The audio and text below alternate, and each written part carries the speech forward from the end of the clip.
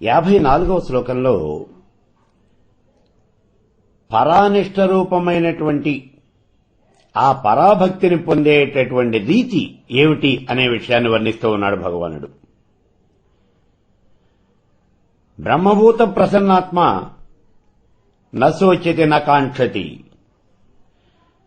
సమసర్వేషు భూతేషు మద్భక్తిన్ లభతే పరాం. సచ్చిదానంద గణ పరబ్రహ్మనందు ఏకీభావస్థితుడై ప్రసన్న మనస్కుడైనటువంటి యోగి దేనికి శోకించడు, దేన్ని కాంక్షించడు. సమస్తమైనటువంటి ప్రాణముల యందు కూడా సమానమైనటువంటి భావాన్ని కలిగి ఉంటాడు. అటువంటి యోగి నా యొక్క పరాభక్తిని పొందుతాడు అని చెబుతూ ఉన్నాడు. ఇక్కడ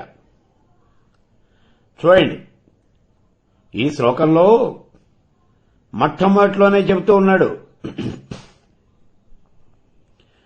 బ్రహ్మభూత అని అంటూ ఉన్నాడు. ఈ బ్రహ్మభూతుడు అంటే ఎవడసలు?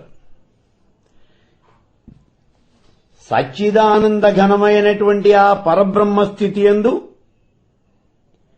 అభిన్నమైనటువంటి స్థితి పొందినటువంటి వాడు ఎవరైతే ఉన్నాడో అతన్ని బ్రహ్మభూతుడు అని అంటారు.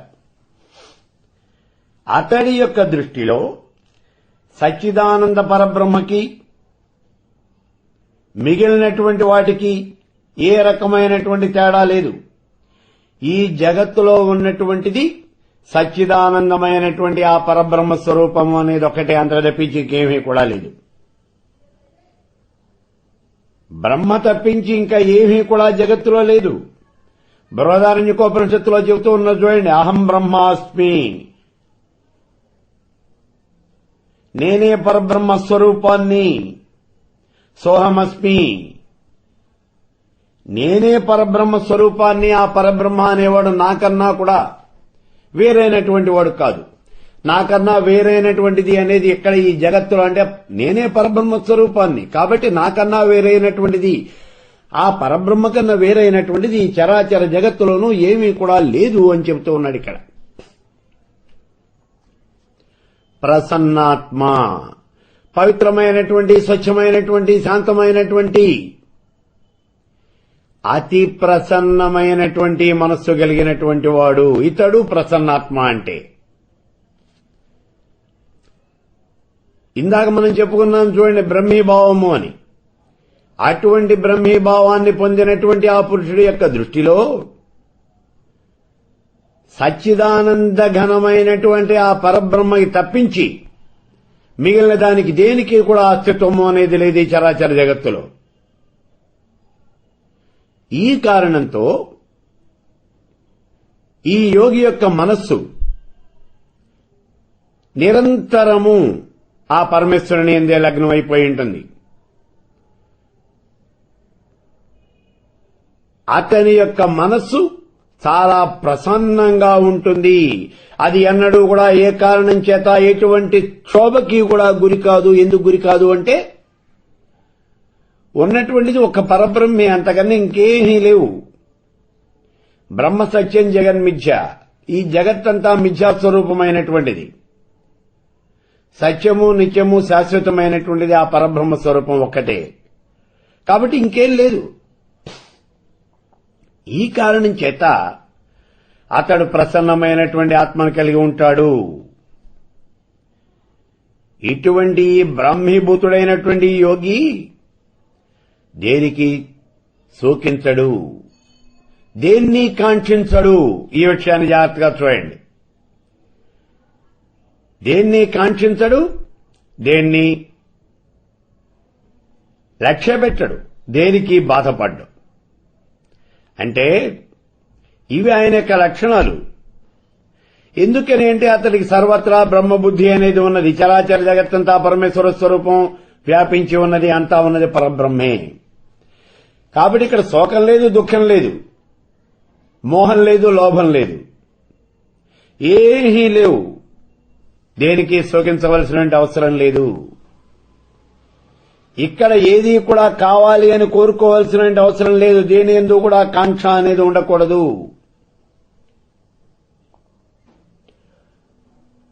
అటువంటి స్థితిలో ఉంటాడు ఈ బ్రాహ్మీభూతుడైనటువంటి యోగి. సర్వేషు భూతేషు నమః అని అంటూ ఉన్నాడు. ఈ బ్రహ్మభూతుడైనటువంటి ఆ యోగికి సమస్తమైనటువంటి జీవకోటి యందు కూడా సమానమైనటువంటి భావం ఉంటుంది. ఎందుకని అంటే ఆ పరమేశ్వరుడు చరాచర జగత్తంతా కూడా ఆక్రమించి ఉన్నాడు. అతడు తప్పించి జగత్తులో ఉన్నది ఏది కూడా ప్రత్యేకంగా లేదు. నాలో ఉన్నది పరబ్రహ్మ స్వరూపం. నా ఎదురుకుండా ఉన్నటువంటి పశుపక్షాదులలో ఉన్నది కూడా పరబ్రహ్మ స్వరూపమే.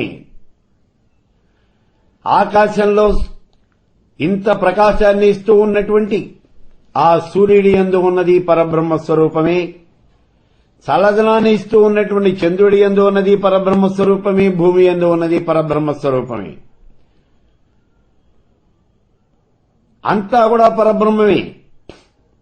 నా చుట్టుపక్కల ఉన్నటువంటి ఈ క్రిములు కీటకాలు వీటి యందు ఉన్నది నా యందు ఉన్నది ఒకే రకమైనటువంటి తత్వము, అదే పరబ్రహ్మ తత్వము అనే భావన కలిగి ఉంటాడు. అందుకే అన్ని జీవులను సమానంగా చూడగలుగుతాడు. అటువంటి వాడు ఈ బ్రాహ్మీభూతుడైనటువంటి ఆ యోగి. ఇటువంటి లక్షణాలు కలిగినటువంటి వాడు నా యొక్క పరాభక్తిని పొందుతాడు అని చెప్తూ ఉన్నాడు ఇక్కడ. పరాంభక్తిం అని అంటే దీన్నే జ్ఞానము అని అంటాం. పరాభక్తి అంటే మనం ఇందాక చెప్పుకున్నాం చూడండి. భక్తిలో సాత్వికమైనటువంటి భక్తి అన్నాం. ఆ సాత్వికంలో కూడా సాత్వికమైనటువంటి భక్తి. మనం సృష్టి జరిగేటప్పుడు ఏకగుణ సృష్టి, ద్విగుణ సృష్టి, త్రిగుణ సృష్టి అని చెప్పాం. అందులో సాత్వికంలో సాత్వికము అనేటువంటి గుణాన్ని 3 భాగాలు చేశారు. వాడి సత్వగుణం, రెండోది తమోగుణం, మూడోది రజోగుణం. ఇప్పుడు సాత్వికమైనటువంటి భాగాన్ని మళ్లీ సూక్ష్మమైనటువంటి భాగాలుగా మళ్లీ 3 భాగాలు చేశారు. మళ్లీ సత్వం, రజస్సు, తమస్సు. ఇప్పుడు చూడండి, సత్వగుణంలో సత్వగుణం, అది పరాభక్తి అంటే పూర్తి సాత్వికమైనటువంటి భక్తి. ఇటువంటి భక్తిలో ఉన్నటువంటిదే పరమాత్మ స్వరూపం. ఈ లక్షణాలు కలిగినటువంటిదే సత్వగుణాలు కలిగినటువంటిది, అది పరమాత్మ స్వరూపం. అది సర్వవ్యాపి అంటే అటువంటి భక్తిని కలిగి ఉంటాడు. అదే పరాభక్తి, జ్ఞానభక్తి అంటే ఆత్మజ్ఞానాన్ని కలిగి ఉంటాడు. తానే పరమేశ్వర స్వరూపము అనే భావన కలిగి ఉంటాడు అంటున్నాడు 54వ శ్లోకంలో. ఈ రకంగా బ్రాహ్మీభూతుడైనటువంటి యోగికి పరాభక్తి అనేది ప్రాప్తిస్తుంది అని చెప్పి, ఆ పరాభక్తి యొక్క ఫలితం ఏమిటి? పరాభక్తి ప్రాప్తిస్తుంది అన్నారు, బాగుంది. ప్రాప్తిస్తే మనకు వచ్చే ఉపయోగం ఏమిటి? మనకు వచ్చే లాభం ఏమిటి? దానివల్ల మనకి ఫలితం ఏమిటి? ఈ విషయాన్ని ఇప్పుడు చెప్పబోతూ ఉన్నాడు 55వ శ్లోకంలో. భక్త్యామాం అభిజానాతి యావాన్యస్యామి తత్వతః తతో మాం తత్వతో జ్ఞాత్వా విసితే తదనంతరం. బ్రహ్మభూతుడైనటువంటి యోగి ఆ పరాభక్తి ద్వారా నేనెవరిని, ఎంతటి వాణ్ణి, ఈ విషయాలు యథాతథంగా తెలుసుకుంటాడు. అంటే నా తత్వాన్ని. ఎవరి తత్వాన్ని? ఇక్కడ నా తత్వాన్ని అంటే యోగి తత్వం కాదు, పరమేశ్వరుడు చెబుతూ ఉన్నాడు, ఇక్కడ భగవానుడు చెబుతూ ఉన్నాడు. ఈ బ్రాహ్మీభూతుడైనటువంటి యోగి తనకున్నటువంటి ఈ పరాభక్తి ద్వారా నా తత్వాన్ని తెలుసుకుంటాడు అని అంటూ ఉన్నాడంటే పరమేశ్వరుడు యొక్క తత్వాన్ని, భగవానుడి యొక్క తత్వాన్ని అతడు తెలుసుకోగలుగుతాడు. ఈ రకంగా ఈ పరాభక్తితో నా తత్వాన్ని గనక గ్రహించినట్లయితే ఆ మరుక్షణమే అతడు నాలో లీనమైపోతాడు.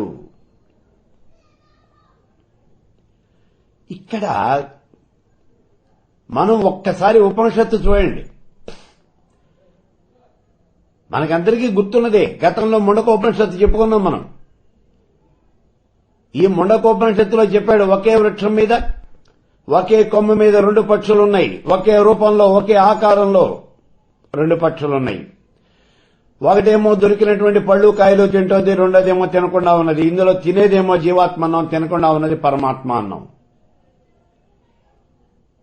ఈ జీవాత్మ పరమాత్మ రెండు వేరా అని అంటే రెండు వేరు కాదు అన్నాం. మరి ఏమిటయ్యా వేరు కాదు అంటే రెండు ఒకటే. మరి రెండు ఒకటైతే వేరువేరుగా ఎందుకు కనిపిస్తూ ఉన్నాయి? అజ్ఞానం వల్ల. జీవాత్మ అనేది తన యొక్క అజ్ఞానంతో తాను పరమాత్మ కన్నా భిన్నమైనటువంటి దాన్ని అని అనుకుంటూ ఉంది. ఇది ఇక్కడ జరుగుతోంది. నేను పరమాత్మ ఒకటి కాదు, మేమిద్దరం వేరు వేరు అని అనుకుంటోంది జీవాత్మ. అందుకని రెండుగా కనిపిస్తూ ఉన్నాయి మనకి. ఎప్పుడైతే ఈ అజ్ఞానం అనేది వదిలిపోయిందో, ఎప్పుడైతే జ్ఞానజ్యోతులు వెలిగాయో, అప్పుడు ఈ జీవాత్మ అనేది పరమాత్మలో లీనమైపోతుంది. ఇదే విషయాన్ని చెప్పాడు అక్కడ ముండకోపనిషత్తులో. ఆ విషయాన్నే ఇప్పుడు భగవానుడు చెప్తూ ఉన్నాడు చూడండి. బ్రాహ్మీభూతుడైనటువంటి యోగి ఈ పరాభక్తి ద్వారా నా తత్వాన్ని తెలుసుకోగలిగినట్లయితే ఫలితం ఏమిటి? తెలుసుకున్నటువంటి మరక్షణంలోనే నాలో లీనమైపోతాడు అంటూ ఉన్నాడు. అదే ఉపనిషత్తులో చెప్పాడు. అజ్ఞానంతో ఈ జీవాత్మ పరమాత్మ రెండు వేరు అని అనుకుంటూ ఉన్నాడు ఈ జీవాత్మ. ఈ అజ్ఞానం పోయి ఎప్పుడైతే ఈ అజ్ఞానం పోయిందో వెంటనే ఇంకా అక్కడ జీవాత్మ అనేది అక్కడ కనిపించదు. మరి ఏమైపోతుంది? పరమాత్మలో లీనమైపోతుంది. జీవాత్మ అనేది మరుక్షణంలోనే పరమాత్మలో లీనమైపోతుంది. ఆ విషయాన్ని చెబుతూ ఉన్నాడు. ఎప్పుడైతే ఈ విషయాన్ని తెలుసుకోగలిగాడు అప్పుడు నాలో లీనమైపోతూ ఉన్నాడు అన్నాడు. అలా అంటూ ఇప్పుడు అసలు ఈ శ్లోకంలో చూడండి, భక్త్యామాం అభిజానాతి అన్నాడు. అంటే ఇక్కడ భక్త్య అంటే ఏమిటి? పరాభక్తి కలిగినటువంటి వాడు.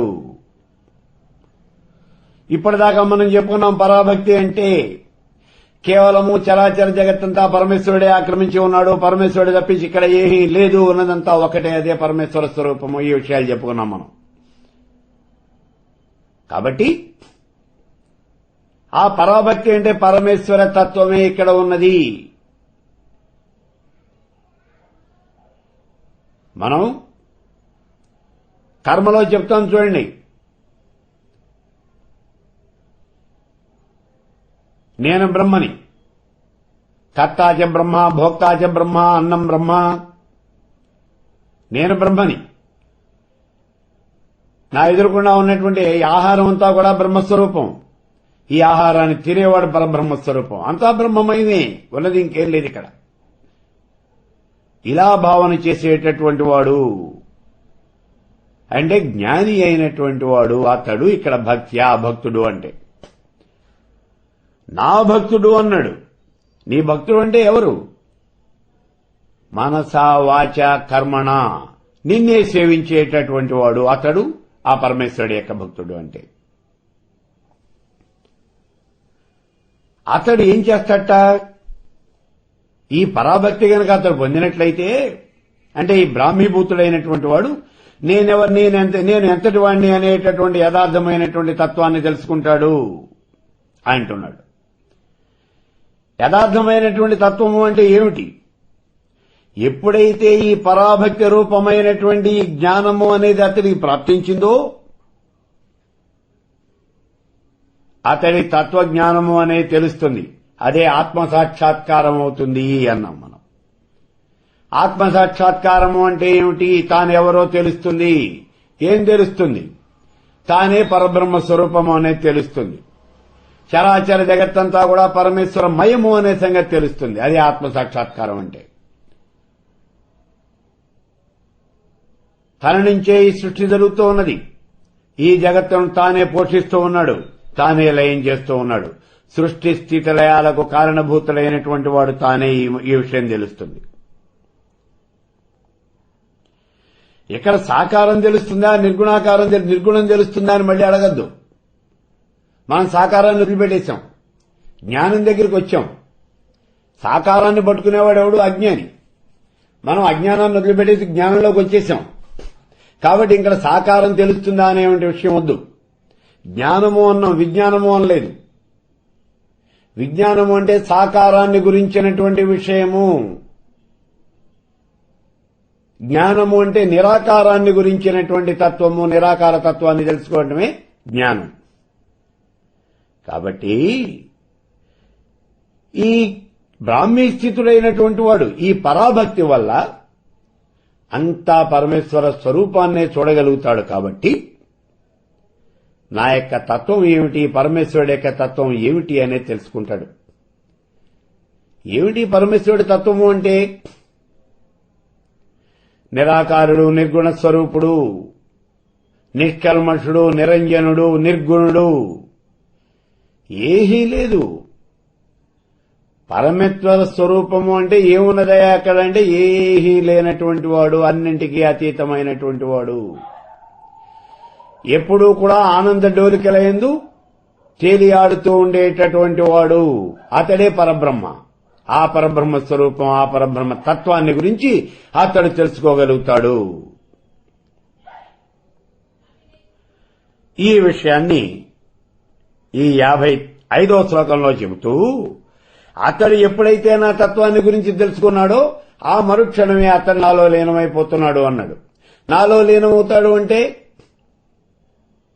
అతడికి సాయుధ్యము, మోక్షము, పరమ పదము అనేది వస్తుంది అన్నాడు. ఇక్కడ చూడండి, చాలా జాగ్రత్తగా చూడండి. ద్వైతమా అద్వైతమా అనేటటువంటి ప్రశ్న వస్తుంది ఇక్కడ. అద్వైతాన్ని చెబుతూ ఉన్నాడు భగవానుడు, ఇక్కడ ద్వైతంగా చెప్పేది. ఏమంటున్నాడు ఇక్కడ? ఈ విషయం ఎప్పుడైతే తెలుసుకున్నాడో, నా తత్వాన్ని ఎప్పుడైతే గ్రహించగలిగాడో మరుక్షణంలో నాలో లీనమైపోతాడు అన్నాడు. అప్పుడు ఉండేది ఎవరు అంటే పరమాత్మ స్వరూపం ఒక్కటే, ఇంకేం లేదు. ఇది అద్వైత సిద్ధాంతం. చరాచర జగత్తులో ఉన్నది ఏమిటి అంటే ఒక్కటే, అదే పరమాత్మ. అది అద్వైతులు చెప్పేది. కాబట్టి భగవద్గీతలో కూడా ద్వైతం చెబుతున్నాడా అద్వైతం చెబుతున్నాడు అంటే పూర్తిగా అద్వైతమే చెబుతూ ఉన్నాడు. ద్వైతం అనేది అసలు లేదని చెప్తున్నాడు ఇక్కడ.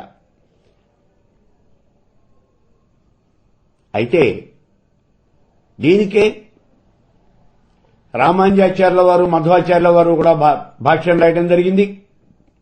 వాళ్ళు వాళ్ళ యొక్క సంప్రదాయానుసారం దానికి భాష్యం రాసుకున్నారు. దాని గురించి మనం ఏం మాట్లాడాం.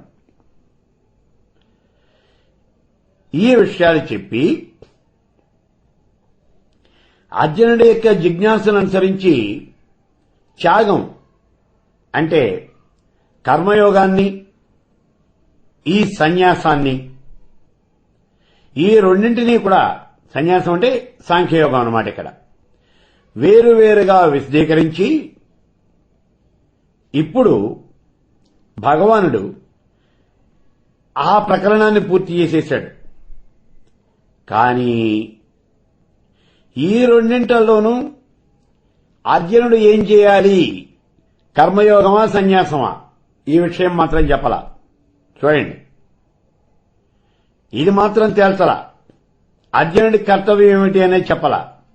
కాబట్టి భక్తి ప్రధానమైనటువంటి కర్మయోగాన్ని చేపట్టమని చెప్పేసి అర్జునుడిని ఆదేశించేటటువంటి ఉద్దేశంతో ఇప్పుడు భక్తి ప్రధానమైనటువంటి కర్మయోగం యొక్క ప్రాశస్త్యాన్ని ఈ 56వ శ్లోకంలో చెబుతూ ఉన్నాడు.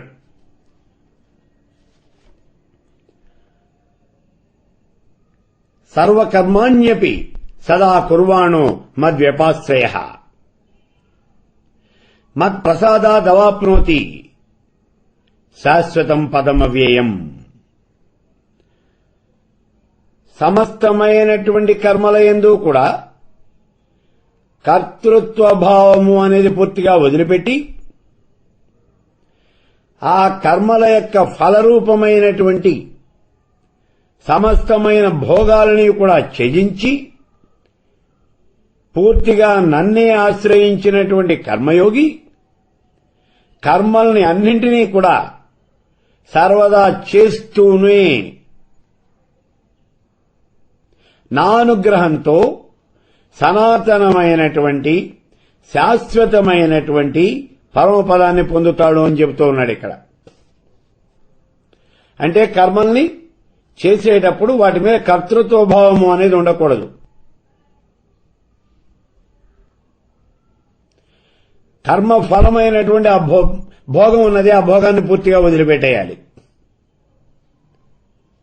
కర్మ ఫలాన్ని త్యాగం చేయాలి, కర్తృత్వ భావన అనేది ఉండకూడదు.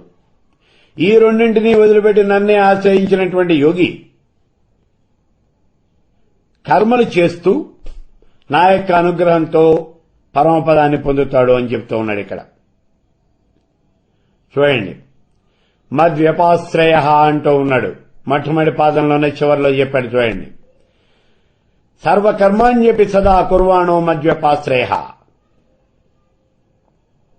ఇక్కడ మద్వ్యపాశ్రయ అంటే అర్థం ఏమిటి? అసలు సమస్తమైనటువంటి కర్మల్ని, వాటి యొక్క ఫలరూపమైనటువంటి సమస్తమైనటువంటి భోగాల్ని వీటిని ఆశ్రయింపకుండా కేవలము ఆ భగవంతుడిని మాత్రమే ఆశ్రయించినటువంటి వాడు తన యొక్క మనస్సు, ఇంద్రియాలు అన్నీ కూడా, ఈ శరీరము, దీనివల్ల చేసేటటువంటి సమస్తమైన కర్మలు, వాటి యొక్క ఫలాలు అన్నీ కూడా భగవంతుడికే సమర్పించి వాటన్నింటి యందు కూడా మమత, ఆసక్తి, కోరిక ఇవన్నీ వదిలిపెట్టి భగవత్పరాయణుడైనటువంటి వాడు, భగవంతుడే తనకి పరమ ప్రాప్యుడు, పరమ ప్రియుడు, పరమహితైషి, పరమాధారమైనటువంటి వాడు, అతడే సర్వస్వము అని భావించి ఆ భగవంతుడి యొక్క విధానమనందే ప్రసన్నుడు అయినటువంటి పురుషుడు ఎటువంటి సాంసారికమైనటువంటి సంయోగ వియోగాల యందు గాని, ఎటువంటి సంఘటనల యందు గాని, హర్ష శోకాలకు గాని లోను కాడు. అంటే ఐహికమైనటువంటి వాంఛలకి అతడు ఎప్పుడూ కూడా లోను కాడు. ఎందుకని? అతడి కర్తృత్వ భావం లేదు, కర్మ యొక్క ఫలం మీద ఆసక్తి అనేది అసలే లేదు. కాబట్టి ఇతడు లౌకికమైనటువంటి ఈ సుఖాలు, ఈ భోగాలు, వీటి మీద అసలు ఆసక్తి అనేది ఉండదు. అయితే ఇక్కడ సర్వకర్మాణి, అన్ని రకాలైనటువంటి కర్మలు గతంలో చెప్పుకున్నాం మనం. ఈ సర్వకర్మలు అంటే వర్ణాశ్రమ ధర్మాలని అనుసరించి శాస్త్రోక్తమైనటువంటి కర్మలన్నింటినీ కూడా వాటన్నింటినీ కలిపే చెప్తూ ఉన్నాడు సర్వకర్మాణి అంటే. నీతమైనటువంటి కర్మలన్నీ కూడా ఇక్కడ శాశ్వతం పదమవ్యయం అన్నాడు. ఈ కర్మలన్నీ చేస్తూ ఉన్నప్పటికీ నా యొక్క అనుగ్రహం చేత శాశ్వతం పదమవ్యయం, శాశ్వతమైనటువంటి సనాతనమైనటువంటి ఆ పరమపదాన్ని పొందుతాడు అంటూ ఉన్నాడు. అంటే ఏమిటి? ఇవన్నీ కూడా నిత్యము సత్యమైనటువంటి వాడు, నిరంతరము ఉండేవాడు, నాశనము అనేది లేనటువంటి వాడు, ఆ సచ్చిదానందమైనటువంటి పరమేశ్వర స్వరూపం. అతడే సర్వశక్తిమంతుడు, సర్వాధారుడు. ఆ పరమేశ్వరుని ఇక్కడ చెప్తూ ఉన్నాడు. అదే పరమ ప్రాప్యము. ఇటువంటి భక్తుడికి కావాల్సింది ఏమిటి అంటే జ్ఞానికి ఆ పరమేశ్వర స్వరూపమే. దానికోసమే వీడు ఇన్ని పాటలు పడుతూ ఉన్నాడు. ఆ పరమేశ్వర స్వరూపాన్ని, ఆ పరమపదాన్ని పొందాలి అనేటటువంటి ఆ ఉద్దేశ్యంతోనే ఇతడు ఇన్ని కష్టాలు పడుతూ ఉన్నాడు. అదే కదా చెప్పింది. చూడండి, ముక్త సంగులైన మునులు, దిదృక్షులు, సర్వభూతహితులు, సాధుచిత్తులు, అసుదృశ్యవరాఢ్యులు గొల్తురెవరి దివ్య పదము, వాడు దిక్కు నాకు అంటూ ఉన్నాడు గజేంద్ర మోక్షంలో గజేంద్రుడు. ముక్త సంగులైన మునులు, దిదృక్షులు, సర్వభూతహితులు, సాధుచిత్తులు అనేకమైనటువంటి నియమాలతో, నిష్ఠలతో శరీరాన్ని సృష్టింపజేసి సాధువర్తనం కలిగినటువంటి వాళ్ళు, సర్వభూతాల యొక్క హితాన్ని కోరేటటువంటి వాళ్ళు, అటువంటి వాళ్ళు నిరంతరము పరమేశ్వర స్వరూపాన్ని మాత్రమే ధ్యానం చేసేటటువంటి ఆ మహాయోగులు, యోగి పుంగవులందరూ కూడా ఏ పరమేశ్వరుని యొక్క పాదార విందాలను సేవించాలి అని చెప్పేసి నిరంతరము ధ్యానం చేస్తూ ఉంటారో ఆ పరమేశ్వరుడే నాకు దిక్కు అంటూ ఉన్నాడు గజేంద్ర మోక్షం. ఆ గజేంద్రుడు అటువంటి పరమేశ్వరుడి యొక్క తత్వం ఇది. నిత్యము సత్యము అయినటువంటి వాడు, నిరాకారుడు, నిర్గుణుడు పరమేశ్వరుడు. ఆ పరమేశ్వర స్వరూపాన్ని గురించే ఇక్కడ మనకి చెప్పడం అనేది జరుగుతూ ఉన్నది. ఆ పరమేశ్వర స్వరూపము ఇప్పుడు అదే అంటూ ఉన్నాడు, శాశ్వతం పరమవ్యయం. అవ్యయమైనటువంటి వాడు, శాశ్వతమైనటువంటి వాడు ఆ పరబ్రహ్మ ఎవరైతే ఉన్నాడో అటువంటి ఆ పరబ్రహ్మ స్వరూపాన్ని, అదే కదా మనకి నారాయణోపనిషత్తులో చెప్పింది. చూడండి, ఆధార్ నిత్యో నారాయణ, బ్రహ్మో నారాయణ, శివశ్చ నారాయణ, శక్రశ్చ నారాయణ, ద్యావా పృథివ్యౌచ నారాయణ, కాలశ్చ నారాయణ, తిథిశ్చ నారాయణ, ఊర్ధ్వం చ నారాయణ, అధశ్చ నారాయణ, అంతర్బహిశ్చ నారాయణ. నారాయణ ఏ వేదకం సర్వం యద్భూతం మిచ్చ భవ్యం. నిష్కళంకో నిరంజనో నిర్వికల్పో నిరఖ్యాత శుద్ధో దేవో ఏకో నారాయణ నద్వితీయోక్తి. అది ఇక్కడ చెప్తూ ఉన్నది, నద్వితీయోస్తి కశ్చిత్. సర్వము నారాయణుడే అంటే ఆ పరమేశ్వరుడు, అతడే భగవానుడు, అతడే సత్యము నిత్యము అయినటువంటి వాడు, అతడే పరబ్రహ్మ. ఆ నారాయణుడే బ్రహ్మ, నారాయణుడే శివుడు, అతడే ఇంద్రుడు, భూమి, ఆకాశము, కాలము, దశ దిశలు అంతా కూడా నారాయణుడే. పైన కింద అడ్డంగా మధ్యలో అంతా ఉన్నది ఆ నారాయణ స్వరూపమే. బాహ్యాభ్యంతరముల యందు అంతటా కూడా ఉన్నది ఆ నారాయణుడే. భూత భవిష్యత్ వర్తమానాలు మూడు కూడా నారాయణుడే. అతడు ఎవరు అంటే నిష్కళంకుడు, నిరంజనుడు, నిర్వికల్పుడు, పరిశుద్ధమైనటువంటి వాడు, అద్వితీయుడు. ఆ పరమేశ్వర స్వరూపాన్ని వాక్కులతో మనం నిర్వచించలేము. ఈ జగత్తులో నారాయణుడు తప్పించి వేరే ఎవరూ లేరు. ఈ విషయాన్ని గ్రహించినటువంటి వాడు కూడా నారాయణుడే అవుతూ ఉన్నాడు అంటున్నాడు. అదే నారాయణుడి యొక్క, భగవానుడి యొక్క తత్వం తెలుసుకోవటం అంటే. ఇందాక శ్లోకంలో చెప్పాడు చూడండి, నా యొక్క తత్వాన్ని తెలుసుకున్నటువంటి వాడు నాలో లీనమైపోతాడు అన్నాడు. ఇదే భగవానుడి యొక్క తత్వం. ఆ భగవానుడి యొక్క తత్వం ఏమిటో మనమంతా కూడా తెలుసుకున్నాం కాబట్టి మనమంతా కూడా భగవానుడిలో లీనమైపోవటానికి మార్గము అనే సుగమమైంది మనకు కూడా. చూడండి ఇప్పుడు అయితే మరి మనం కూడా భగవానుడిలో లీనమైపోతామా? అయిపోతాం. కాబట్టి ఒక చిన్న ఇబ్బంది మాత్రం ఉంది. ఏమిటి అంటే మనకి సంచిత కర్మ ఒకటి ఉంది. మన మెడకు బండరాయి గట్టి ఉంది, అదే సంచిత కర్మ. ఆ రాయిని వదిలించేసుకోవాలి. ఈ కర్మ క్షయం కావాలి. కర్మ క్షయం అయిపోతే పరమేశ్వర తత్వం ఏదో మనకి తెలిసింది కాబట్టి మనం కూడా పరమేశ్వరుడిలో లీనం అయిపోతాం. ఇందులో సందేహం ఏం లేదు. కాకపోతే ఈ కర్మ క్షయం కావాలి. ఈ కర్మ క్షయం అయ్యేట్టు మనం చూసుకుంటే చాలు. ఈ పరబ్రహ్మమే శాశ్వతము, సత్యము, నిత్యము అయినటువంటి వాడు అని చెప్పాడు ఇప్పుడు మనకి. అది శాశ్వతం పదమవ్యయం అని అంటే ఉన్నది ఒక్కడే, అతడే అనేకమైనటువంటి పేర్లతో పిలువబడుతూ ఉన్నాడు. అతడే పరమేశ్వరుడు, భగవానుడు. కాబట్టి ఆ పరమేశ్వరుడి యందు, ఆ భగవానుడి యందు మనం గనక మనోవాక్కాయ కర్మల చేత అతన్ని ఆరాధిస్తూ అతడి యందే మనస్సును నిలిపి అతన్నే మనం ధ్యానం చేసినట్లయితే, ఇప్పుడు సర్వకాల సర్వావస్థల యందు గనక మనం ధ్యానం చేసినట్లయితే ఏ పని చేసినప్పటికీ ఈ పనికి నేను కర్తని కాదు, నేను భోక్తని కాదు. అంటే ఈ కర్మను నేను చేయటం లేదు, కర్మ యొక్క ఫలితం నాకు రాదు.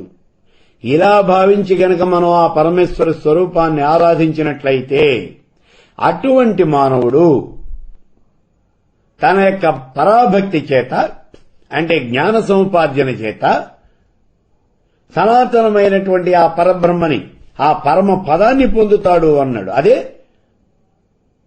పరమేశ్వరుల్లో లీనం కావటము, అంటే నాలో లీనమైపోతాడు అని చెప్తూ ఉన్నాడు.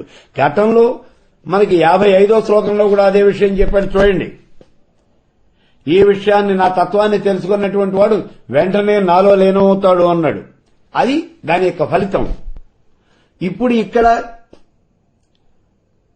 అలా లీనం కావడానికి సుగమమైనటువంటి మార్గం చెప్పాడు.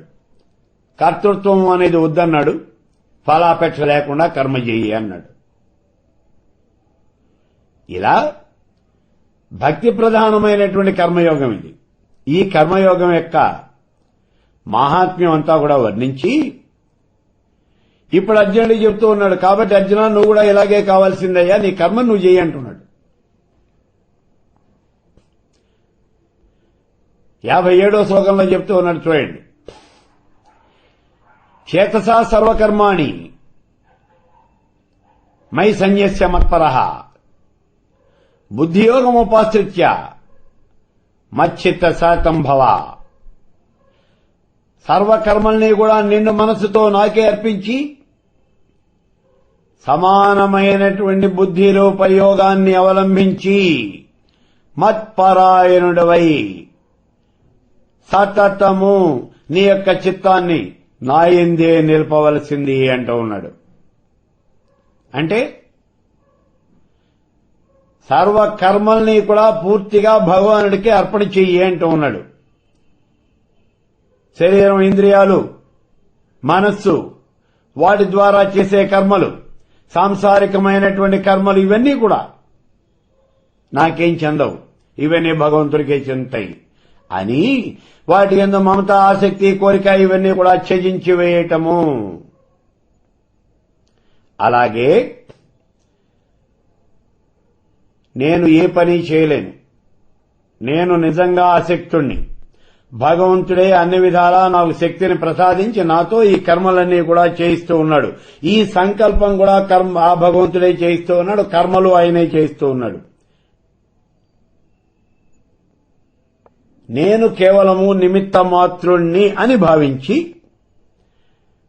ఆ భగవంతుడి యొక్క ఆజ్ఞ ప్రకారం అతని కోసం, అతని ప్రేరణ వల్లే, అతడు చేయించినట్టుగానే నేను నిమిత్త మాత్రుడినై ఈ కర్మలన్నీ చేస్తూ ఉన్నాను అని మనస్ఫూర్తిగా ఈ కర్మలన్నీ కూడా ఆ భగవానుడికి అర్పణ చేయాలి.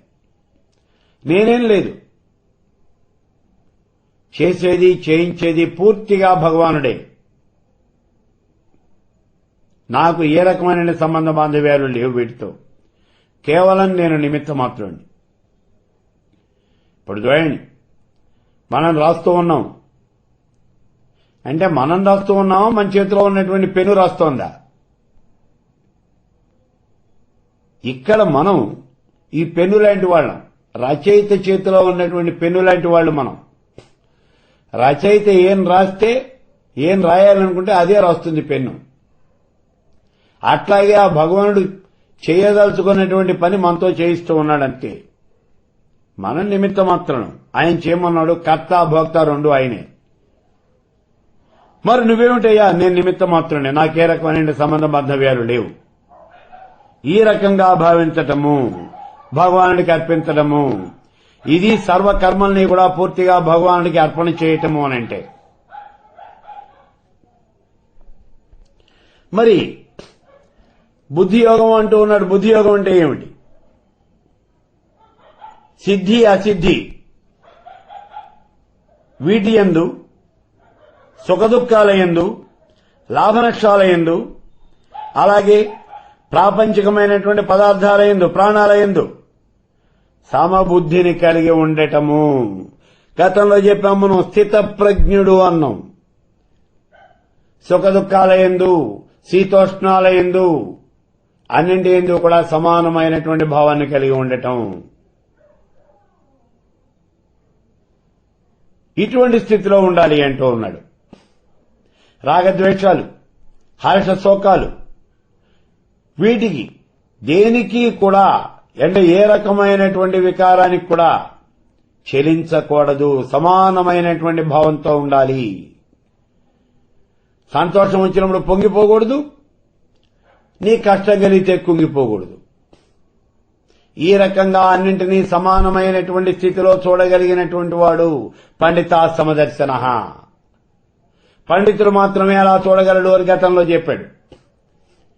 పండితుడు అంటే శాస్త్రాలు చదువుకున్నటువంటి వాడు కాదు అని గతంలో చెప్పాం మనం. అక్కడే ఆ విషయాన్ని మళ్ళీ ఇక్కడ చెబుతూ ఉన్నాం. పండగలిగినటువంటి వాడు పండితుడు. పండ అంటే జ్ఞానము అని అర్థం. జ్ఞానం కలిగినటువంటి వాడు పండ అంటే జ్ఞానం. జ్ఞానం కలిగినటువంటి వాడు పండితుడు. అందుకే పండగలిగినటువంటి వాడు పండితుడు. అటువంటి పండితుడు సమదర్శన, అన్నింటినీ సమానమైనటువంటి స్థితిలో చూడగలుగుతాడు అని చెప్పాడు అక్కడ. అది ఇక్కడ బుద్ధియోగం అంటే అన్నింటి యందు కూడా సమానమైనటువంటి భావాన్ని కలిగి ఉండటము. అది బుద్ధియోగం. మరి భగవత్పరాయణుడు అంటూ ఉన్నాడు కదా, అదేమిటి అంటే నాకు ఆఖరిగా నేను పొందేటటువంటిది ఏమిటి, నేను పొందవలసిందేమిటి, అసలు నేను పొందేదేమిటి, చివరగా పొందేదేమిటి, పొందాల్సిందేమిటి అంటే నా ఫైనల్ గోల్ ఏమిటి, నా లక్ష్యం ఏమిటి. నీ లక్ష్యం ఏమిటి అంటే పరమపదం, అదే మోక్షం, ముక్తి, సాయుధ్యం, కైవల్యం. దానికోసమే నువ్వు పాటుపడాలి. కాబట్టి భగవంతుడే తనకి పరమ ప్రాప్త్యుడు, అతడే పరమాగతి, పరమహితైషి, పరమ ప్రియుడు, అతడే పరమాధారుడు. మీరు ఏమైనా చెప్పండి, నాకు కావాల్సింది ఏమిటి అంటే పరమాత్మ స్వరూపం, అది నాకు కావాల్సింది. మీరు ఏ పేరుతో అయినా పిలవండి. అందుకే అంటూ ఉన్నాడు ఇక్కడ, ఆ పరమేశ్వరుడే, అతడే పరమ ప్రాప్యుడు. పూర్తిగా పొందదగినటువంటి వాడు ఎవరు అంటే పరమేశ్వరుడే. అతడే పరమాగతి, పరమహితైషి, పరమ ప్రియుడు, పరమాధారుడు అని భావించి ఆ భగవంతుడి యొక్క విధి విధానంలోనే సర్వదా సంతుష్టుడై ఆ పరమేశ్వరుని పొందటానికి ఏ సాధనాలైతే కావాలో వాటి యందు తత్పరత కలిగి ఉన్నటువంటి వాడు అతడు భగవత్పరాయణుడు. భగవంతుని పొందటానికి ఏవైతే చేయాలో అన్ని కూడా చేసేటటువంటి వాడు అతడు భగవత్పరాయణుడు. ఇప్పుడు చివరగా చెప్తూ ఉన్నాడు భగవానుడు, నిరంతరము ఆ భగవంతుడి యందే చిత్తాన్ని నిలపాలి అంటూ ఉన్నాడు. సర్వకాల సర్వావస్థల యందు కూడా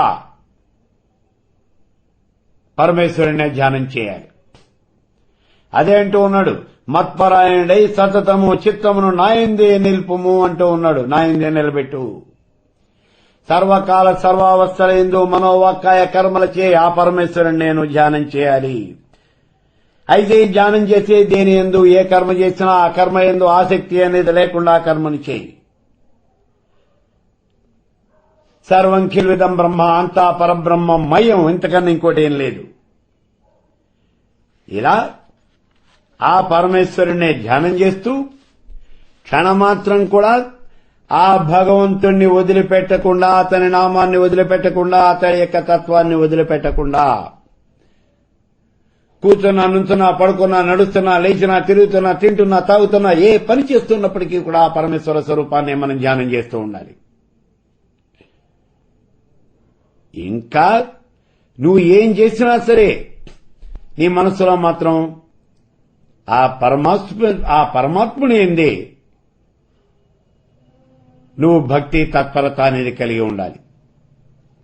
నిరంతరము భగవంతుని యందే చిత్తాన్ని నిలిపి ఉంచాలి. అది ఇక్కడ ఈ భగవానుడు చెబుతూ ఉన్నటువంటి విషయం. ఆఖరిగా చెబుతూ ఉన్నది ఇందులో, చిత్తమును నాయందే నిలిపి, మనస్సును పూర్తిగా నాయందే నిలపడం అంటే అది అర్థం.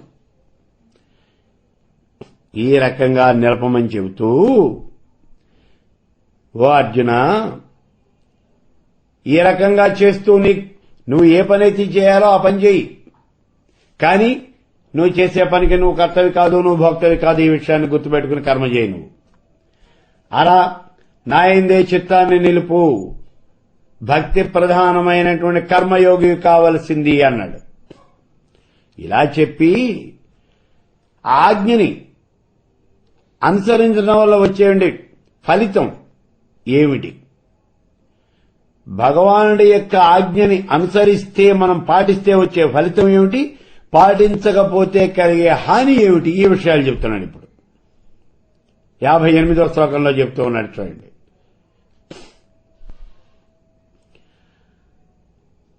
మచ్చిత్త సర్వదుర్గాణి మత్ప్రసాదాత్ తరిష్యసి అద చేతస్వం అహంకారాత్ నశ్రోష్యసి వినంక్షసి. ఇప్పుడు ఇంతవరకు చెప్పిన విధంగా నాయందే అంటే ఆ భగవంతుడి యందే చిత్తాన్ని గనక నిలిపినట్లయితే ఆ భగవంతుడి యొక్క అనుగ్రహం వల్ల సమస్త కష్టాల నుంచి అనాయాసంగా బయటపడతావు. ఒకవేళ అహంకారం వల్ల నా మాటలు గనక నువ్వు వినకపోయినట్లయితే, నా మాటలు పెడచెవిన పెట్టినట్లయితే నష్టం పొందుతావు అన్నాడు. ఏమిటిక్కడ నష్టం వచ్చేది? ఆ పరమార్థం ఉందే, పరమపదాన్ని సాధించడానికి వెళ్లే మార్గం, ఆ మార్గం నుంచి భ్రష్టుడు అయిపోతావు. అదే ఇక్కడ నీకు వచ్చే నష్టం. అంటే నాయందే చిత్తాన్ని నిలిపినట్లయితే నా అనుగ్రహం వల్ల సమస్తమైనటువంటి కర్మల్ని అనాయాసంగా వదిలిపెట్టేయగలుగుతావు అంటూ ఉన్నాడు చూడండి. అంటే ఏమిటి? సమస్తమైనటువంటి కర్మలు కూడా పరమేశ్వరుడికి అర్పించి భగవత్పరాయణుడై నిరంతరము ఆ భగవంతుడి యందే చిత్తాన్ని నిలిపి ఆ తర్వాత మనం ఈ కర్మని గనక చేసినట్లయితే అటువంటి వాడికి ఎటువంటి కర్తవ్యము అనేది ఉండదు ఇంకా. ఎందుకంటే తన కోసం ఏ పని చేయట్లేదు. కర్తవ్యం అనేది ఇక్కడ తనకేం లేదు, అంతా పరమేశ్వరుడికి వదిలిపెట్టేశాడు. తన కర్త కాదు. కాబట్టి ఏ రకమైన కష్టమో లేకుండా అనాయాసంగా ఈ లోకంలో గాని పరలోకంలో గాని ఉన్నటువంటి దుఃఖాలన్నింటికీ కూడా, అంటే పరలోకంలో నరకం రాదు, ఈ లోకంలో కష్టాలు రావు, వీటన్నిటికీ కూడా దూరం అయిపోతాడు. ఇక్కడ ఒకవేళ నువ్వు గనక అహంకారంతో నా మాటలు వినకపోయినట్లయితే అంటూ ఉన్నాడు. నువ్వు అహంకారం వచ్చింది నీకు, నా మాటలు వినలేదు అంటే ఈ అర్జునుడు భగవంతుడి యొక్క భక్తుడు. ఈ భగవానుడికి ప్రియమైనటువంటి సఖుడీనే. కాబట్టి అర్జునుడు భగవానుడు చెప్పిన పనులు చేస్తాడు, ఇది బాగానే ఉంది. కానీ ఒకవేళ ఎవరైనా గనక అటువంటి పనులు చేయకపోయినట్లయితే హాని సంభవిస్తుంది అంటున్నాడు. ఏమిటయ్యా వచ్చే హాని అంటే, అహంకారం వల్ల ఆయన మాటలు కనుక వినకపోయినట్లయితే వాడికి, అటువంటి వ్యక్తికి ఈ పరమపదము అనేది లభించదు అని చెప్తూ ఉన్నాడు. అతడు భ్రష్టుడైపోతాడు అని చెప్తూ ఉన్నాడు. ఇప్పుడు ఉన్నటువంటి స్థితి నుంచి దిగదారి కింద పడిపోతాడు అంటున్నాడు. ఈ విషయాన్ని ఇక్కడ చెప్తూ ఉన్నాడు 58వ శ్లోకంలో. అయితే ఈ రకంగా అహంకారంతో నా మాట గనక వినకపోయినట్లయితే వాడు భ్రష్టుడైపోతాడు అని చెప్తున్నాడు. అలా చెప్పి తాను చెప్పినటువంటి దానికి సపోర్టింగ్ ఆర్గ్యుమెంట్ గా చెప్తూ ఉన్నాడు చూడండి. ఇప్పుడు 59, 60 శ్లోకాల్లో గతంలో అర్జునుడు చెప్పాడు నేను యుద్ధం చేయను అన్నాడు. ఇలా యుద్ధం చేయను అని అనటం ఇది దోషభూయిష్టమైనటువంటి నిర్ణయం అని చెప్పబోతూ ఉన్నాడు 59, 60 శ్లోకాల్లో. ఎందుకంటే మొట్టమొదటిలో చెప్పాడు అర్జునుడు భగవానుడికి నేను యుద్ధం చేయను, ఈ రాజ్యమే కాదు చరాచర జగత్తంతా తీసుకొచ్చి నా కాళ్ళ ముందు పెట్టినా సరే నేను యుద్ధం చేయను, నాకు అక్కర్లేదన్నాడు. నువ్వు అలా చెప్పడం తప్పు, నువ్వు అనడం తప్పు అని చెప్తూ ఉన్నాడు. ఇక్కడ నువ్వు తీసుకున్నటువంటి నిర్ణయం తప్పు అంటూ ఉన్నాడు. ముందుగా 59వ శ్లోకం చూడండి. యద్ అహంకారమాశ్రిత్య నయోత్స్యైతి మన్యసే మిథ్యైష వ్యవసాయస్తే ప్రకృతిస్త్వాం నియోక్ష్యతి. అహంకారవశంతో నేను యుద్ధం చేయను అని నువ్వు నిశ్చయించుకున్నట్లయితే అది వృధా ప్రయాస. ఎందుకని? నీ స్వభావం ఏమిటి? క్షాత్రం. కాబట్టి నీ స్వభావమే నిన్ను యుద్ధం చేయడానికి పురికొల్పుతుంది. నేనేం చేయక్కర్లేదు. ఈ మాట చెబుతూ ఉన్నాడు ఈ 59వ శ్లోకంలో. నేను యుద్ధం చేయను అని అనుకోవటమే వృధా అని చెబుతూ ఉన్నాడు. ఇది అహంకారపూరితమైనటువంటి నిర్ణయము అని చెబుతూ ఉన్నాడు. ఎందుకంటే యుద్ధం చేయమని చెప్పేసి భగవానుడు ఈ అర్జునుడికి చెప్పాడు 2వ అధ్యాయంలో. దానికి సమాధానంగా అర్జునుడేమో నేను యుద్ధం చేయను అన్నాడు. ఆ విషయాన్ని ఇప్పుడు గుర్తు చేస్తూ ఉన్నాడు భగవానుడు. నేను యుద్ధం చేయను అని చెప్పేసి నువ్వేమో చెబుతూ ఉన్నావు. ఇలా చెప్పడం అనేది కేవలము అహంకారపూరితమైనటువంటిది. యుద్ధం చేయటమా చేయకపోవటం అనేది నీ చేతుల్లో లేదు. కాబట్టి అజ్ఞానంతో వచ్చినటువంటి ఈ అహంకారానికి మాత్రం నువ్వు వసుడివి కావద్దు అని చెప్తూ ఉన్నాడు. ఇలా ఈ అహంకారానికి వసుడైనటువంటి వాడు నేను పండితుణ్ణి, సమర్థుణ్ణి, సర్వస్వతంత్రుణ్ణి అనుకుంటాడు. నేను ఈ పని చేస్తాను, ఈ పని చేయను అని భావిస్తూ ఉంటాడు. ఇది చాలా అనుచితమైనటువంటిది. ఇది కేవలము అజ్ఞానంతో, అహంకారంతో తీసుకునే నిర్ణయాలు ఇవి. నువ్వు గనక అటువంటి నిర్ణయానికి వచ్చినట్లయితే ఏమిటి? అర్జునుడు వచ్చాడు ఆ నిర్ణయానికి. యుద్ధం చేయనని చెప్పాడు కదా. అందుకే ఇక్కడ అంటూ ఉన్నాడు, నువ్వు తీసుకున్నటువంటి ఆ నిర్ణయం ఉన్నది నేను యుద్ధం చెయ్యను అనే నిశ్చయం, అది వృధా అయినటువంటిది. ఎందుకంటే అది నుంచోలేదు. నువ్వు స్వతంత్రుడివి కాదు. అర్జునుడు స్వతంత్రుడు కాదు. ఇక్కడ ఇతడు ప్రకృతికి అధీనమైనటువంటి వాడు. కాబట్టి యుద్ధం చేయకుండా ఎక్కడికి పోతావు? నువ్వు యుద్ధం చేసి తీరాలి అంతే. అది ఇక్కడ ఈ భగవానుడు చెబుతూ ఉన్నటువంటి మాట. జన్మ జన్మాంతరాల్లో చేయబడినటువంటి ఈ కర్మ యొక్క సంస్కారం ఉన్నది చూడండి. ఆ కర్మ సంస్కారాన్నే ఈ జన్మలో నువ్వు అనుభవిస్తూ ఉన్నావు. అదే నీ స్వభావం. మనం ఏదైనా ఒక మాట చెప్తాం, వాడి స్వభావం అదేనండి అంటాం. ఏమిటి స్వభావము అంటే గత జన్మలలో వాడు చేసినటువంటి కర్మల యొక్క ఫలితం, ఆ సంస్కారం. అది ఈ సంస్కారం వల్లే పంది బురదలో పడుకుంటుంది. చూడండి, ఎక్కడైనా బురద కనిపించినట్టయితే మురుక్కాలలో పడుకుంటుంది గేదె పోయి. దాని పక్కనే ఉన్నటువంటి ఆవు పడుకోదు. దాని సంస్కారం అది, దీని సంస్కారం ఇది. ఎవరు నేర్పించారు ఈ విషయాలు వీటికి? కాబట్టి స్వభావం అదేది. ఈ స్వభావము అంటే గత జన్మల్లో జన్మాంతరములందు చేయబడినటువంటి కర్మల యొక్క సంస్కారం. అదే ఈ జన్మలో స్వభావం రూపంలో వస్తుంది నీకు. ఆ సంస్కారముల యొక్క సమిష్టి రూపాన్నే ఇక్కడ ప్రకృతి అనేటటువంటి పదంతో చెబుతూ ఉన్నాడు భగవానుడు. ఇదే స్వభావము అంటే. ఈ స్వభావాన్ని అనుసరించే మానవుడు అనేకమైనటువంటి కర్మలకి అధికారిగా జన్మిస్తూ ఉంటాడు. దాన్నే అనుసరించి మనుష్యులకు వేరు వేరు కర్మల యందు ప్రవృత్తి అనేది కలుగుతూ ఉంటుంది. కొంతమంది చెప్తూ ఉంటారు, నాకు ఈ పని చేయటం అంటే ఇష్టం అండి, ఈ పని చేయటం అంటే ఇష్టం అండి, ఈ వస్తువు అంటే ఇష్టం అండి అని. ఒకడికి ఇష్టమైనటువంటిది రెండో వాడికి ఇష్టం కాకపోవచ్చు. ఎందుకని అంటే వాడి స్వభావం అది, వీడి స్వభావం ఇది.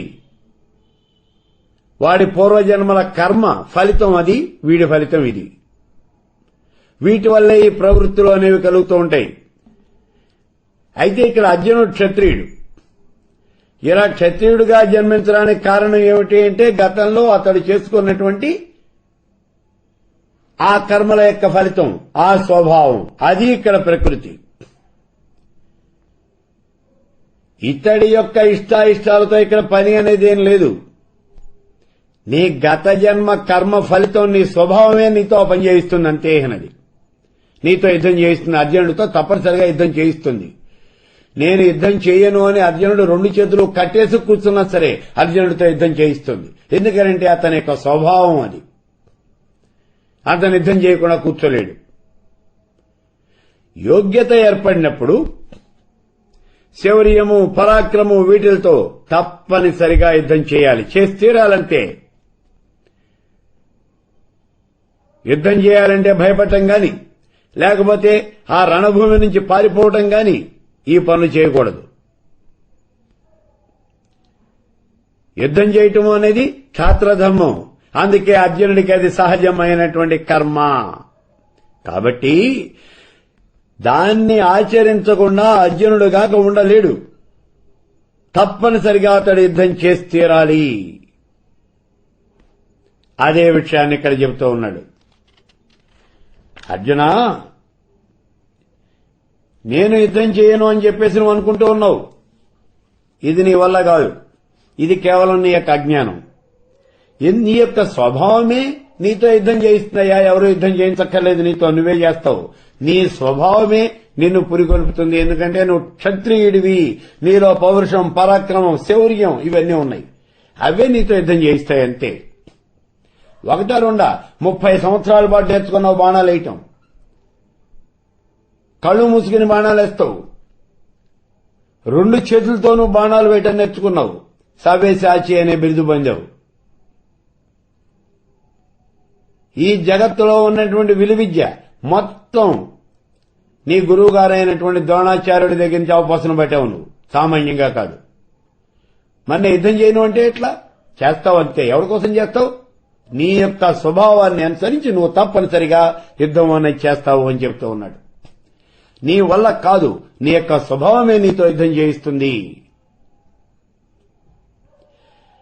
అంతేకాదయ్యా, స్వభావజేన కౌంతేయ నిబద్ధస్వేన కర్మణ కర్తృం నేచ్ఛసి యన్మోహాత్ కరిష్యస్య వసోపి తత్. ఓ కౌంతేయ, మోహ ప్రభావం చేత నువ్వు చేయటానికి ఇష్టపడనటువంటి కర్మని కూడా నీ పురాకృతమైనటువంటి కర్మలున్నాయి, ఆ సంస్కారాలు, ఆ స్వభావాలు, వాటితో బంధించబడి వాటి యొక్క ప్రభావం చేత నువ్వు అవసుడవై ఆ పని చేస్తావు అంటున్నాడు. అంటే నువ్వు యుద్ధానికి విముఖుణ్ణి అని చెబుతూ ఉన్నావు. ఇలా చెప్పడానికి నీ యొక్క మోహమే ప్రధానమైనటువంటి కారణము. ఓ అర్జున, నువ్వు మోహంతోనే ఈ మాట చెబుతూ ఉన్నావు అంటున్నాడు ఇక్కడ చూడండి. ఎందుకని అంటే అర్జునుడు క్షత్రియుడు. యుద్ధం చేయటం అనేది అతని యొక్క స్వభావానికి ధర్మం. కాబట్టి అదేం పాపం కాదు. అతడు యుద్ధం చేయను అని చెప్పడం ఏ రకంగానూ సముచితమైనటువంటి కర్మ కాదది. అయినప్పటికీ న్యాయంగా ప్రాప్తించినటువంటి యుద్ధ రూపమైనటువంటి ఈ సహజ కర్మ చేయటానికి ఇష్టపడకుండా ఉండటము అనేది కేవలము అవివేకము. అంటే నువ్వే యుద్ధానికి కావాలని వెళ్ళలేదు, వాళ్ళతో దెబ్బలాడాలి, వాళ్ళని చంపేయాలని వెళ్ళలేదు. యుద్ధం అలా తోసుకొచ్చిందంటే న్యాయబద్ధంగా వచ్చింది, ధర్మబద్ధంగా వచ్చింది యుద్ధం. అటు కౌరవులు, ఇటు పాండవులు 11 అక్షోహిణీలు, 7 అక్షోహిణీలు, మొత్తం 18 అక్షోహిణీల సైన్యం మోహరించి ఉన్నది అక్కడ. ధర్మయుద్ధం జరగబోతూ ఉన్నది. కాబట్టి ఇది ఎవరూ కూడా తోసుకొచ్చినటువంటిది కాదు, న్యాయంగా ప్రాప్తించినటువంటి యుద్ధం ఇది. అటువంటి ఈ యుద్ధ రూపమైనటువంటి కర్మ ఇది నీకు సహజమైనటువంటిది. యుద్ధం జరగబోతోంది, నువ్వు యుద్ధం చేయాలి, నీ ధర్మం అది. కాబట్టి ఇటువంటి పరిస్థితుల్లో నేను యుద్ధం చేయను అని అంటే అది కేవలము నీ అవివేకమే అవుతుంది, నీ మూర్ఘత్వం అవుతుంది, అంతకన్నా ఇంకేముండదు. అంతేగాని యుక్తియుక్తమైనటువంటి కారణము అనేది ఇంకోటి ఇది కూడా లేదు అని చెబుతూ ఉన్నాడు ఇక్కడ భగవానుడు. యుద్ధం చేయటము అనేది అర్జునుడు చేసి తీరాల్సిన పని. అందువల్ల అతడు దాని చేత బంధించబడి ఉన్నాడు. దేనితో? నీ యొక్క స్వాభావికమైనటువంటి కర్మతో అర్జున నువ్వు బంధించబడి ఉన్నావు. అంటే దాంతో ఆ అతనికి, ఈ అర్జునుడికి బలమైనటువంటి అవినాభావ సంబంధము అనేది ఉన్నది. ఇది నీ స్వాభావికమైనటువంటి కర్మతో నీకు అవినాభావ సంబంధం ఉన్నది. కాబట్టి నీకు ఇష్టం ఉన్నా లేకపోయినా అది తన వైపు లాగేసుకుంటుంది నిన్ను. కాబట్టి నువ్వు నీ యొక్క స్వభావానికి లోబడి నీకు ఇష్టం ఉన్నా లేకపోయినా యుద్ధం అనేది చేసి తీరుతావు అంతేనంటున్నాడు. తప్పదు, నువ్వు మాత్రం యుద్ధం చేసి తీరుతావంటే. అయితే 57వ శ్లోకంలో చెప్పాడు చూడండి భగవానుడు. భగవంతుడి యొక్క ఆజ్ఞ ప్రకారం యుద్ధం గనక చేసినట్లయితే అతడు కర్మల నుంచి విముక్తుడై భగవంతుడిని చేరతాడు అన్నాడు. ఎప్పుడు? కర్తృత్వం అనేది వదిలిపెట్టి కర్మఫలాన్ని అపేక్షించకు. ఇలా గనక నువ్వు నీ కర్మను చేసినట్లయితే నీ కర్మబంధాల నుంచి విముక్తుడైపోతావు, భగవంతుడిని చేరతావు. నువ్వు లేకపోయినట్లయితే రాగద్వేషాలు అనేటటువంటి వాళ్ళలో చిక్కుకుని జనన మరణ రూపమైనటువంటి ఈ సంసార సాగరంలో మునిగిపోతావు. నువ్వు యుద్ధం చేసి పరమపదం చేరతావా? మోహంతో ఇక్కడ ఉన్న వాళ్ళందరూ కూడా నా వాళ్ళు, వాళ్లతోనే యుద్ధం చేయను అని చెప్పేసి కేవలం మోహంతో యుద్ధం చేయకుండా ఈ సంసార సాగరంలో కూరుకుపోతావా? నువ్వే నిర్ణయించుకో. నదీ ప్రవాహంలో కొట్టుకుపోతూ ఉన్నటువంటి మానవుడు ఆ ప్రవాహానికి ఎదుటానికి ప్రయత్నించినట్లయితే ఆ ప్రవాహంలో నుంచి ఎట్టి పరిస్థితుల్లోనూ కూడా బయటపడలేడు. ప్రవాహానికి ఎదురీదినటువంటి వాడు బతికి బయటపడ్డు బట్ట కట్టాడు. తప్పనిసరిగా నీళ్లలో మునిగిపోతాడు, చచ్చిపోతాడు. అదే తెలివైనటువంటి వాడు ఏం చేస్తాడు అంటే ప్రవాహానికి అనుకూలంగానే ఈదుకుంటూ వెళ్లిపోతాడు. ఏదైనా దొరకబోతుందో ఆధారం అని చూస్తూ ఉంటాడు. ఓ కొయ్య ముక్క గాని, ఓ చెక్క గాని, ఓ నౌక గాని ఇట్లాంటిది ఏదన్నా దొరికితే దాన్ని పట్టుకుంటాడు. ఏమాత్రం శ్రమ పడకుండా దాన్ని పట్టుకుని ఆ ప్రవాహానికి అనుకూలంగా నీళ్లతో పాటుగా తాను కూడా కదిలి వెళ్లిపోతూ ఉంటాడు. ఇలా గనక నీళ్ల మీద సాగిపోయినట్లయితే నువ్వు ఎక్కడో అక్కడ తీరాన్ని చేరతావు, నీ ప్రాణాలు నిలుస్తాయి. అంతేగాని ప్రవాహానికి ఎదురిస్తే నువ్వు బతకవు, నువ్వు చచ్చిపోతావు. అట్లాగే ఇక్కడ ఈ ప్రకృతి అనేటటువంటి ఈ ప్రభావం, ఈ ప్రవాహంలో కొట్టుకుని పోతూ ఉన్నటువంటి మానవుడు ప్రకృతికి ఎదురీదినట్లయితే, అంటే ప్రకృతి విరుద్ధమైనటువంటి పనులు గనక చేసినట్లయితే, గర్వంతో కర్తవ్యమైనటువంటి కర్మను వదిలిపెట్టినట్లయితే ఆ ప్రకృతి అనేటటువంటి ప్రవాహం నుంచి అతను బయటపడలేడు. అలా పడలేడు సరిగదా, దాని అందే ఇంకా ఇంకా ఇంకా చిక్కుపోతాడు. కానీ ఆ పరమేశ్వరుని ఆశ్రయించు, లేదా కర్మయోగాన్ని ఆశ్రయించు, లేకపోతే జ్ఞాన మార్గాన్ని అనుసరించు. ఈ ప్రకృతికి అతీతులుక దానికి అనుకూలంగా కర్తవ్యమైనటువంటి కర్మలు గనక చేసినట్లయితే కర్మబంధనాల నుంచి పూర్తిగా విముక్తుడైపోతాడు. ఈ ప్రకృతి అనేటటువంటి ప్రవాహం నుంచి బయటపడిపోతాడు. ఎప్పుడైతే కర్మబంధాల నుంచి విముక్తుడవుతూ ఉన్నాడో అతడికి ముక్తి వస్తుంది. అదే ముక్తి, మోక్షము, సాయుధ్యము, పరమపదము, కైవల్యము అంటూ ఉన్నాం మనం. అదే భగవత్ ప్రాప్తి. కాబట్టి నేను యుద్ధం చేయను అంటే ఏ మాత్రం ఉపయోగం లేదయ్యా అర్జున. నువ్వు యుద్ధము అనేది తప్పనిసరిగా చేసి తీరాలి. ఇది నీ యొక్క స్వభావము. యుద్ధం చేయకపోతే నువ్వు కష్టాలు అనుభవిస్తావు. నువ్వు సంసారము అనే లంపటంలో పడి అలా మునిగిపోతావు. నువ్వు కర్తృత్వ భావాన్ని వహించకు. యుద్ధం నేను చేస్తున్నాను అని అనుకోకు. కర్మ ఫలాపేక్ష అనేది పూర్తిగా వదిలిపెట్టు.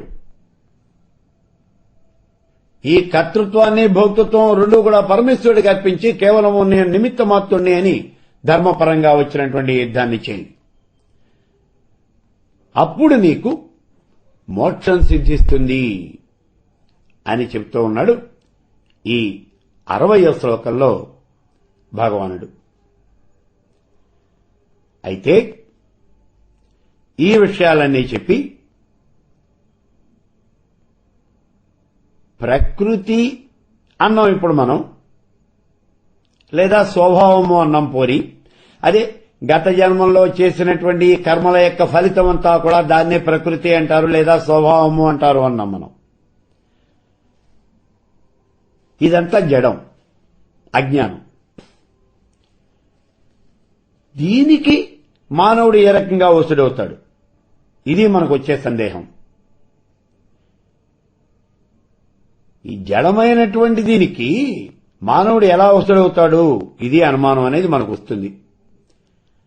దానికి సమాధానంగా 61వ శ్లోకాన్ని వివరిస్తూ ఉన్నాడు భగవానుడు ఇప్పుడు.